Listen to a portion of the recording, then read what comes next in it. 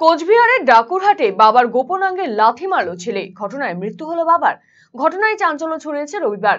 এদিন কোচবিহার জেলা police super Dyutiman Bhattacharya এই খবর জানান। তিনি জানান, শনিবার রাত আনুমানিক 11টা নাগাদ গোবরছড়া নয়ারহাট গ্রাম পঞ্চায়েতের ডাকুরহাট এলাকার বাসিন্দা শহীদুল হক পারিবারিক বিবাদের জেরে তার বাবা আমিনুল হকের গোপনাঙ্গে লাথি মারে। বছর 51 আমিনুল হক ছেলের লাথির আঘাতে মারা যান।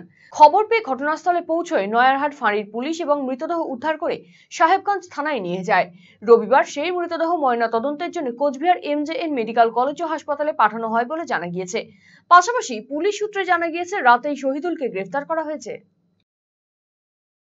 আমি তো একটাই জানি, ওরা বিয়ের বাড়িতে ছিল, বিয়ের বাড়ি থেকে কালকে চলে আসছে। আসার পরে নাকি এদের ঝগড়া ছোটো মোটো হয়েছে। হওয়ার পরে তখন মা আবার পালায় আসছে এই বাড়িতে, বাবা ছেলে মারপিট হতে হতে বাস হয়তো বিয়ে কাজে লাগিয়েছে মার। প্রায় কি এরকম হতো? প্রায় তো হতো। ছেলেটা কি স্বাভাবিক না? না, স্বাভাবিক না, মেন্টাল। কতদিন থেকে উনি অসুস্থ? মানে অনেক দিন ধরে।